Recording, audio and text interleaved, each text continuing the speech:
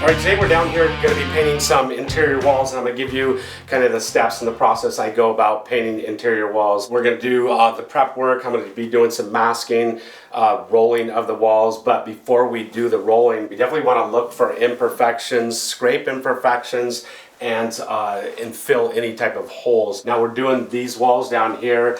There's nails in the walls. I'm always looking for nails, any type of hangers and stuff, and you want to make sure, are you going to be rehanging the stuff in the same location? If the customer is going to be rehanging the pictures, we never remove the nails. We just paint right over them. You don't want to remove them, patch them, then the customer has no idea where those nails, hooks, etc. were. So these ones we're just going to be painting right over the top of them.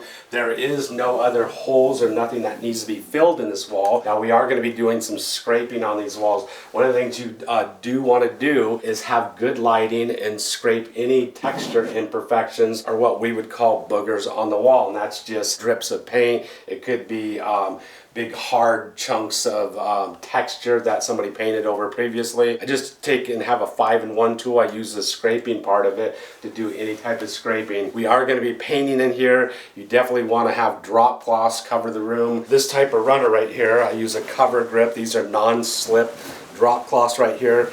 Excellent drop cloths. They don't slip on hardwood floors, vinyl floors. So if I'm just doing walls, I'm typically just using a runner around the room. So had some kind of rough texture in this corner. I just want to scrape, knock down. That's all scraped, ready to go. Sometimes if we got texture that's really bad, we'll just break out our Ecosand 5-inch sander and then just quickly sand the walls. So now when it comes to rolling the walls, I always remove the switch plates. I know you'll see some painters just cut in around the switch plates. But if you cut in around the switch plates, it leaves a line. You can see right here somebody either cut in around this switch plate previously and it left a little line, or they put the switch plate back on when the paint was wet. So the customer goes and changes the switch plates and puts smaller ones on, and you cut around it. Now you're going to have the old color exposed. I always remove the switch plates. Then we always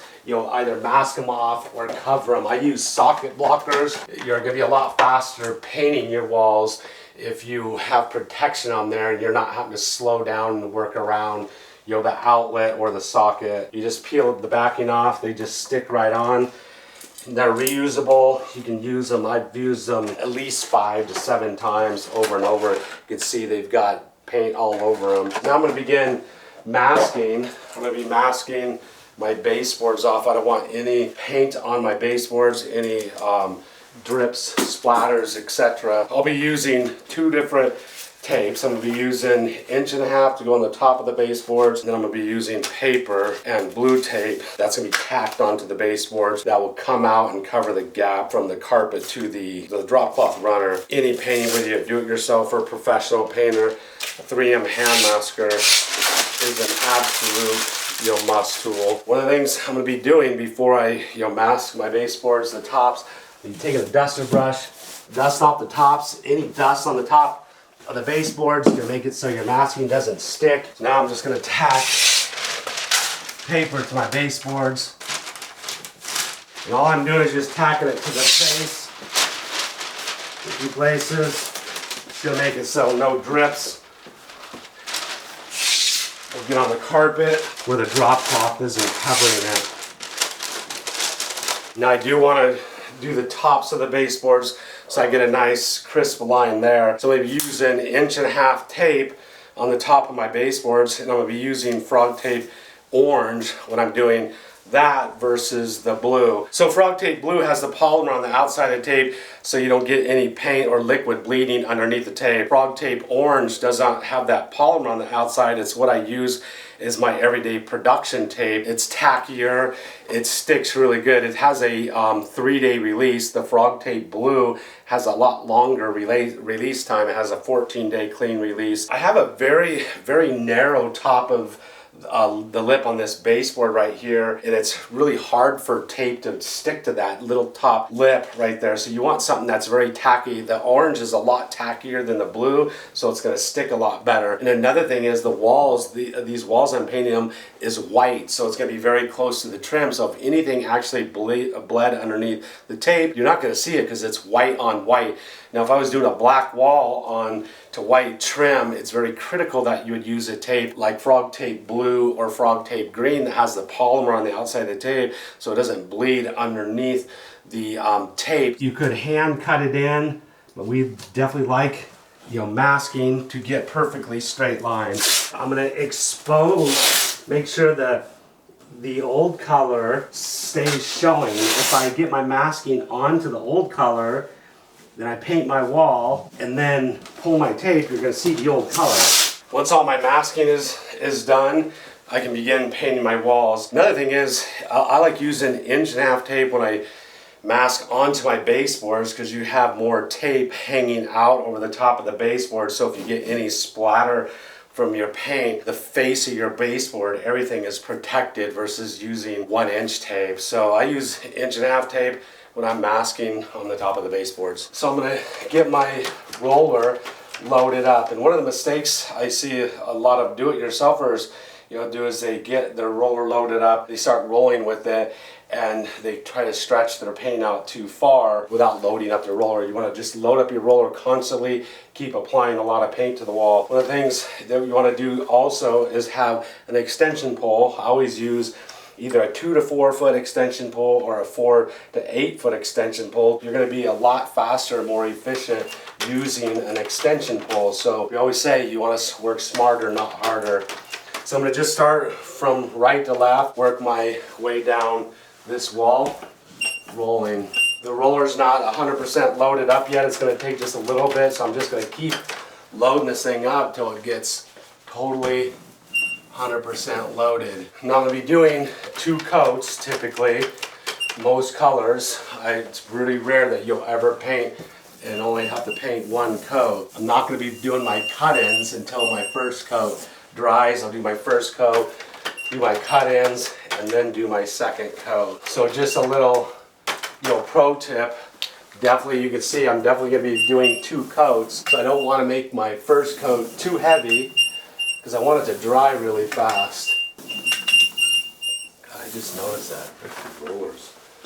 Making a loud noise. You just noticed? The whole time. Oh my gosh. So a little pro tip. So I was just rolling my walls and I was getting really annoyed. My rollers was squeaking really bad. It's a really nice Blue Tiger roller, T9 Bow Shield. I ride bikes, keep my chain lubricated. Couple drops in there and voila.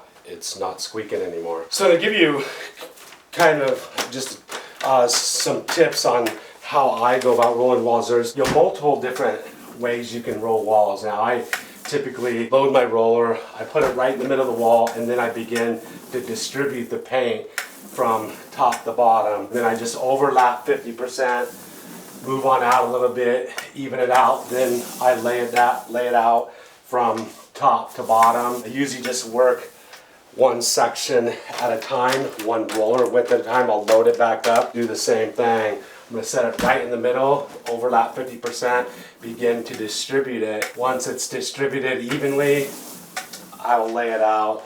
And your layout is extremely critical when you're using vibrant colors, dark colors, etc. Now there's a lot of other methods. There's people that, you know, will use a method, they'll kind of make a W with it, and then begin distributing it out from there. But you know, you just gotta pick what works for you.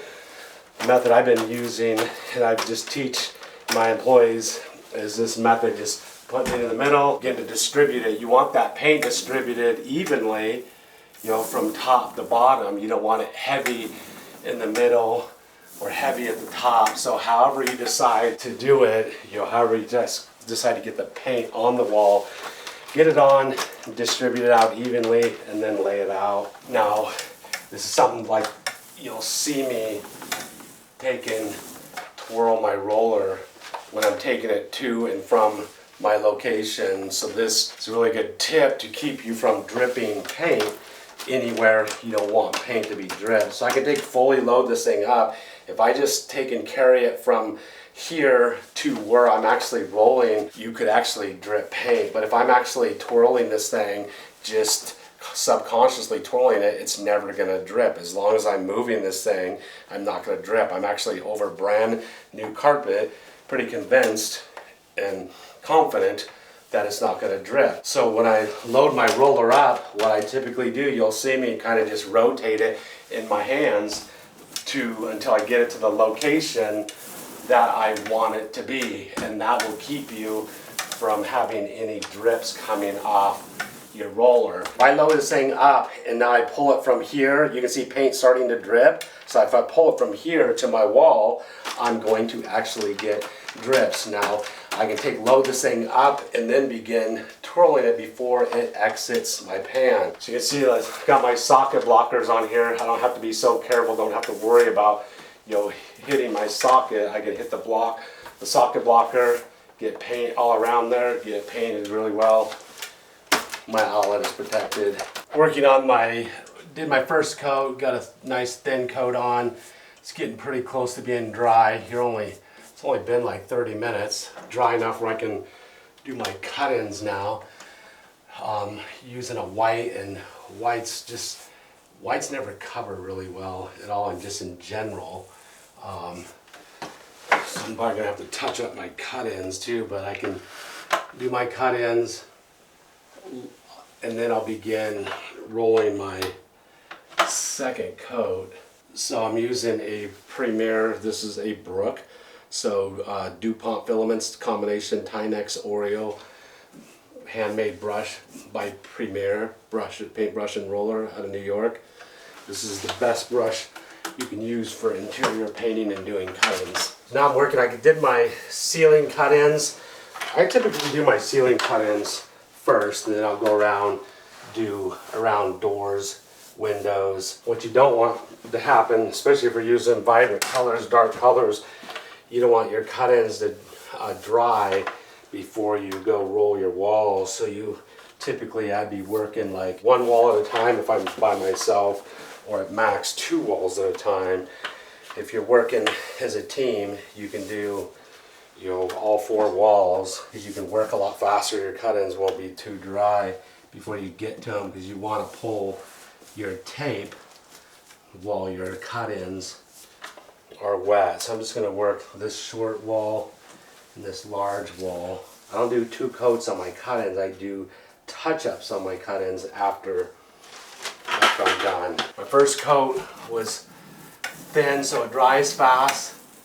My second coat, I'm going to load it up super heavy. Every stripe I do. I don't want to roll over it like over and over. I just want to get that paint on nice and heavy, and then don't go back over, because our paint underneath is still not cured. So you don't want that to re-wet and start pulling and stippling. Looks like it's probably going to cover. Whites are pretty notorious for having to do sometimes even up to 4 coats. Even white over white, usually are going to have to be 2 coats. So I'm going to get this short wall here done, and then I'm going to be pulling my tape. So pulling your tape, if you don't pull your tape while the paint's wet, what's going to happen is you'll get bridging from the tape to the wall, and it'll peel the paint right off the wall. You don't want that to happen, so you have to pull your masking while it's wet. I go back and do my ceiling touch-ups. So you can see there's horizontal lines. I'm just going to go back, hit my horizontal lines vertically. So I'm going to recut in everything, but just go over those light spots. All right, so now I've got 2 coats put on the walls. The paint dries about an hour. Hour later, we're waiting for it to dry to see if we needed to put a 3rd coat on and even touch up our cut-ins again. Now the paint is covered, extremely well. When it was drying, it looked like it was going to take a third coat. Now white paints like this, a white over a dark color, a lot of whites out there literally could take you 4 coats to cover, even 2 to 3 coats of white on a white. This paint that I was using here covered extremely well. 2 coats, cut-ins are covered well, the touch-ups on the cut-ins covered. Now the wall is all done, dry, we can start cleaning up. Last thing I do, as you're painting, we're always trying to look for imperfections in the walls because I'm always trying to correct those imperfections.